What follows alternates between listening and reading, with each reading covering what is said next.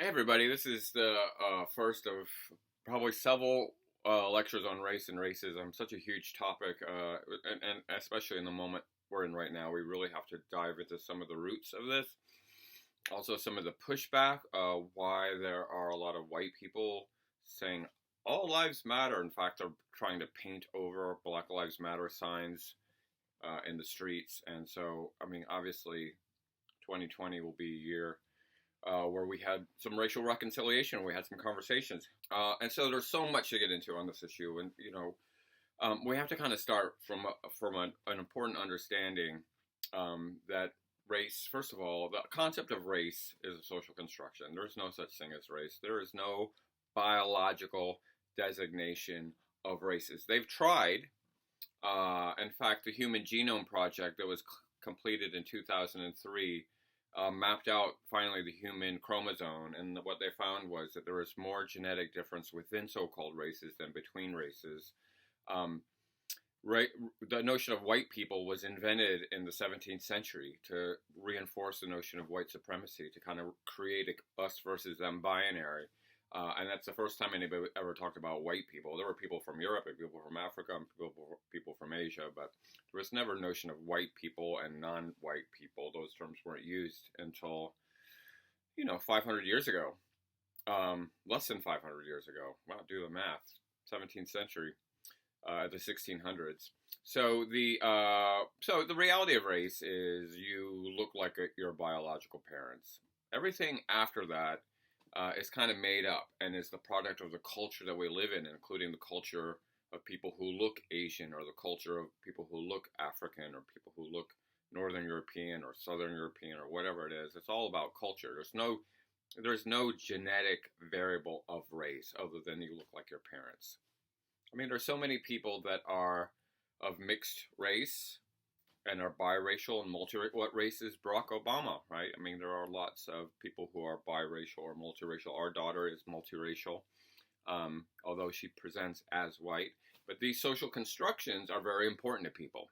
They're very important to white supremacists. They're very important to people who've been the victims of white supremacy around forming their identity. Black Lives Matter is based on the notion that black is a thing. Even though it's not a real biological reality, it's been constructed as a thing. Right? People who are African origin people. And so we have to kind of start this conversation with the acknowledgement that race is not real, but we've constructed a reality around it that is both beautiful and violent and deadly and oppressive and traumatizing and all the things we're getting into. So kind of let's start with that notion that the concept of race does not exist. I talk about the one drop plus rule in Reconstruction Tennessee in the 1870s that tried to figure out who was white and who was not white, because if you weren't white, they didn't want you to vote in the South after the Civil War. And they came up with a rule in Tennessee that if you were 1/132nd black, so you had 31 great grandparents who were white, and one of those great grandparents was black, who were legally black and could not vote. It makes no sense. I mean, the whole idea of race, when you really start breaking it down, is ludicrous, but we've made it very real. I mean, I think this was the challenge of a lot of people, including my wife, when they were filling out the 2020 census and had to pick a race. As a Latinx person, what's her race? She had to pick white. She doesn't identify as white. She's a brown person, but there is no Mexican race in the race category. There is in the ethnicity category, but not in the race category. So these are social constructions, but they have so much power over people that they will kill for it, literally, quite literally, and are killing for it as we speak. In terms of internalized racism and white supremacy, that is killing black people at the hands of law enforcement. That's a product of this social construction. So we're starting with the notion of race as a social construction. That as the starting point. It doesn't mean that we can just dismiss it because it's not real. The construction is very real to people. I mean, think about religion as a social construction, that we've constructed ideas about what God looks like and how we're supposed to interact with God. People will act on those social constructions. Just because something is invented by people doesn't mean it doesn't have power over people, especially the people who don't realize it's a social construction. So when we talk about racism, what we're talking about is a form of prejudice. So let's kind of get our terms up and working at the beginning here. Prejudice is an attitude. Prejudice is an attitude about a group of people, and that prejudice can be positive or negative. I think, and positive prejudices are also limiting. To say that Asians are good at math is not necessarily good news to all Asian people, especially those who are not good at math. I had a dorm mate my freshman year in college named Fu, who everybody called Fu Manchu, who was an art major. And he's like, why does everybody ask me for help with their math homework? I suck at math. So, the idea that black men are great athletes is not a welcome positive prejudice to black men who are not great athletes, right? They can be oppressive as well, these stereotypes. But prejudice, you can say, oh, I really love the French. Their films are the best. Or I have prejudice towards, the good people of rural Oregon. There can be sort of positive prejudice. Usually prejudices are sort of negative. And then also we have discrimination. Discrimination is a behavior. It's not an attitude, it's behavior where you're discriminating against a group of people. You can't work here, or you can't live here, or you can't eat in this restaurant. And we usually think that discrimination and prejudice go hand in hand, that people who are prejudiced will discriminate, and people who are discriminating are prejudiced. But it's very possible to be prejudiced and not discriminate. We refer to these people as timid bigots, people who will talk all kinds of smack about some group of people, but when it comes down to it, they don't do anything about it. It's just some crap that comes out of their mouth. They don't actually discriminate. And there are also people who will discriminate without actually carrying with them deep prejudices. People who will maybe work at a bank and not consider themselves to be racist, or don't avow any overt prejudices, but don't give the person who is black a loan because they're told by their boss not to do it. We call that institutional racism or institutional bigotry. So, and those of you that have had my 204 class know we talk about this sort of famous study that was done on Chinese folks in 100 years ago, in the 30s, I think, that looked at, 1934, that looked at, how you can get this combination of the pure bigots who are prejudiced and discriminate, but also the timid bigots who are prejudiced but don't discriminate, and the institutional bigots who aren't prejudiced but do discriminate. So we want to disentangle prejudice and discrimination. This is one of the interesting things is people don't always act on their attitudes, right? People don't always act. You can be woke and still act in a racist way. You can be a feminist and still be sexist. I mean, there are all kinds of attitudes that we have. You can believe in equality and act like an oppressive asshole. I mean, there are all kinds of ways that our attitudes don't translate into behavior. So we have to kind of separate that. Okay, so prejudice is an attitude about a group of people. Racism is a little bit different. Racism is a type of prejudice. And racism is a prejudice that dehumanizes a category of people, that they are somehow inferior. So when we talk about white supremacy, somebody is supreme or superior, therefore somebody is inferior.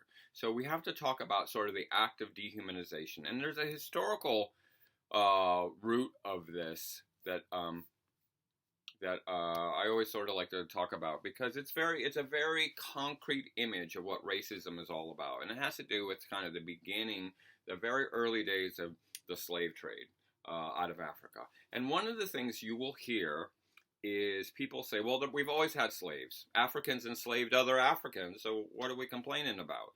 Or the Romans were good at enslaving all kinds of people. Yes, there is a long history of enslavement. And the way that most of the enslavement in the world worked is Tribe A, these people, we'll call them the A-holes, would be at war with Tribe B. We'll call them the B-holes. They're very similar, the A-holes and the B-holes. Pretty much the same tribe. But they have different identities. And the A-holes go to war against the B-holes, and they win. They defeat them on the battlefield, or they raid their B-hole camp at night and take out the leaders. However, they get the booty, the B-hole booty. I'm gonna quit this job any minute. When you win, you get to take their stuff, right? You get to take their women, you get to take their weapons, you get to take their jewels, and you get to take them and enslave them. part of the booty of war is the opportunity to enslave the people that you've defeated. And so we have lots of cases in this part of the country of Native American tribes, including the Puyallup, and the Koala, and the tribes of the Multnomah River Valley, enslaving each other. They would capture another tribe when they would fight them, and then they would make their slaves clean their camps, or sometimes go and fight wars against other people because they were their enslaved. So there's a long history of people being enslaved because they were captured in war. That's not what we're talking about. So when people say there was slavery in Africa, yeah, it was about intertribal warfare and people being captured as the prize, as the booty of war, and enslaved. Completely different. Completely different. As the global economy, we talked about kind of globalization, and sort of the global economy started growing in the medieval period, there became a need for cheap labor. And you can enslave other people by going to war. I mean, the Crusades did this a lot. The Crusades, when the Catholic Church was going into the Muslim world, enslaved some of those people. It's costly. War costs money. War costs a lot of resources, and it's just, there must be a better way to get cheap slave labor other than conquering some, village or some country or some people and enslaving them. But there is a little bit of a challenge to do this when your dominant religion is Christianity. So if you know the story of the Old Testament, the sort of root of both the Christian and the Jewish tradition, one of the main dudes is a guy named Moses. Moses is a big shot in the Christian tradition and the Jewish tradition as well. Moses is famous for some really cool stuff. Frogs coming out of the sky, turning rivers into blood, making bread, manna fall from the heavens, parting the Red Sea. That was a great one. I mean, if you've ever seen the Charlton Heston movie, The Ten Commandments, you know exactly what I'm talking about. Charlton Heston is probably sort of very associated with Moses for a lot of people, for generations of people. I guess for a lot of people, even more than Charlton Heston, it's Mel Brooks. There was this great Mel Brooks comedy that came out in the 70s called History of the World Part 1, and there's a scene where he's playing Moses, and he's up on Mount Ararat, and God is delivering him the commandments, which is, we know from all the pictures and movies, were on 2 tablets, the 10 commandments. But in this one, he's got 3 tablets. There's 15 commandments, and Moses comes down from Mount Ararat to talk to the assembled Hebrews who are escaping into the desert and say, God has spoken to me and he's given me the 15, and then he trips and drops one of the tablets on the ground. The 10 commandments. Because there was supposed to be 15, you see, that's the joke, but Moses tripped and broke the tablet, and now we only get 10 commandments. I wonder what they were, those 5. But the thing Moses is most famous for, come on, you know what it is. Moses is most famous for freeing the slaves of Egypt, right? Those Hebrews that were in bondage to the Pharaoh, told the Pharaoh, let my people go, and freed the slaves from bondage, and they headed off on their exodus into the desert, where they still wander to this day. No, that's not true. They have Israel. So Moses is famous for freeing the slaves, freeing the Hebrews. So if that is a founding story in your apocryphal tales of your faith, you can't very well just go and enslave other people just for the heck of it because you need cheap labor.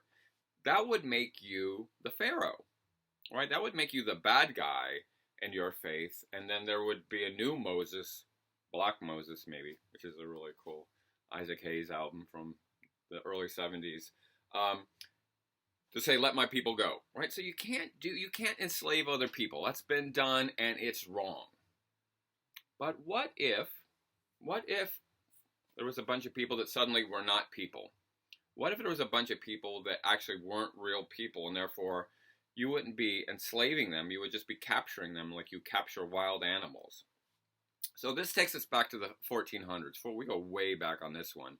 1452, and there were some Portuguese traders, some people that were kind of working the new global economy, that went to the Pope. Remember, this is before the Protestant Reformation really changes things.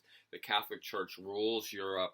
And they went to the Pope, and the Pope at the time was a guy named Nicholas V, and said, hey, we're stuck, right? We can't afford all these wars to capture people and enslave them, and then they work for us for a while, and then they're free, and then we have to feed them. Can you figure out a way that we can get slave labor but not look like the Pharaoh? Um, what can you do to help us? So Pope Nicholas got the greatest honky minds, the white people who were working for the Vatican, to sort of like, what can we do? And they came up with a solution. Real simple. They decided that the people of Africa, the millions of people that lived on the continent of Africa that had been, the birthplace of civilization, and place people visited and wondered and shared inventions with and shared knowledge with. And the Pope said, those people, they're not people. We're going to reclassify the people of Africa.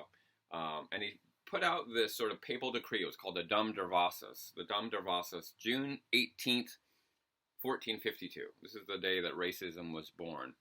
And it authorized the rest of the world to see Africa as populated by non-humans. These were they had no soul, right? This is pre-Aretha Franklin. So black people had no soul, Africans had no soul. They were just sort of savage beings living in the jungle, and therefore you could enslave them and not feel like the Pharaoh, because the Pharaoh enslaved other people. These are not people. And so that created a green light for slavery and for the enslavement of the population of the continent of Africa. And this moment is so crucial to understanding what's happening right now, which is black people are less than. Based on this papal decree, black people are not people. They don't share the same biology as the rest of the world, especially Europeans. They don't share the same mentality, the same spiritual being. They don't have souls. They don't go to heaven because they're just, it's like, we always like, do dogs go to heaven? I mean, there's always that challenge of figuring out who gets into heaven and who doesn't. Like, does anything that's alive go to heaven? Like, does the coronavirus go to heaven? I mean, it's alive, right? Yogurt cultures. Maybe they just have a separate yogurt heaven that they go to. Anyway, the point was, by declassifying the population of Africa, it paved the way for sort of guilt-free enslavement. And so what? 1452. Well, when we talk about the slave trade, one of the things that is so important to talk about, and I think as a nation we're finally having this conversation, the slave trade was brutal. For centuries, it was brutal. For centuries, it was built on kidnapping people and murdering them and mutilating them and raping them and taking their children away from them. And I mean, there is a reason that the storybook of the American slave trade is filled with stories of black women murdering their own children so they won't become enslaved to the white man, because slavery was so brutal. Death was better than that. That should give you a little hint about how dehumanizing it was. I mean, this is the story of the passage across the Atlantic Ocean as they were shoving all these human beings, right? They didn't think of them as human beings. They thought of them as cattle. I mean, call it chattel slavery for a reason. They were thought of as cattle into the holds of these ships.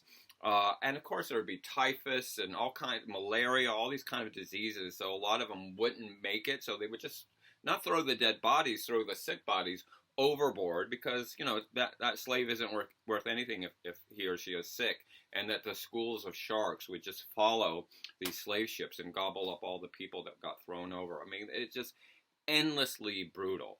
And there was and there's a great ignorance in America about how horrific it was. We're pretty clear about the Holocaust and what happened in the Holocaust and putting people into gas chambers and crematoriums. Like, I think there's a general awareness about how bad the Nazi Holocaust was. There is minimal awareness of the impact of slavery and the traumatizing impact of slavery. And this is what we get into in Joy DeGruy book, that it was just so horrific, generation after generation after generation, where people were dehumanized. And so this is the theme that we have to build this discussion on. This is just sort of the first part of this discussion, that there is a dehumanization that happens generation after generation. I mean, we're talking about this officially starts in 1452, but we're going all the way up into the 19th century. We outlawed the importation of slavery in 1607, or excuse me, 1807.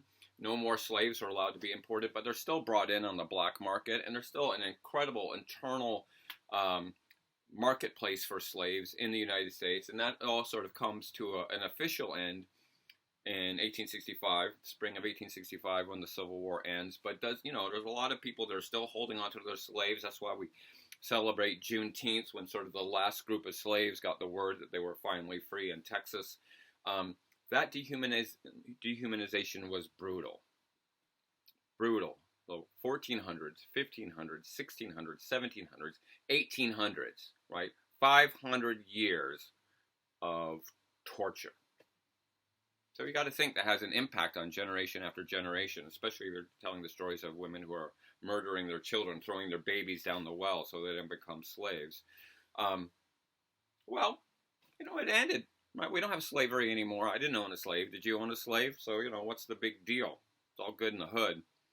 Well, the important part of this 500 years of brutality is it doesn't just end in 1865. It doesn't just end magically, like trauma, and not only the trauma, but the mentality. So the mentality is two-sided, and this is really important from a social psychological perspective, is that white people believed in those days that God was white. You never see that anymore. Jesus was white. You never see that anymore. I'm being sarcastic because you see white Jesus all over the goddamn place.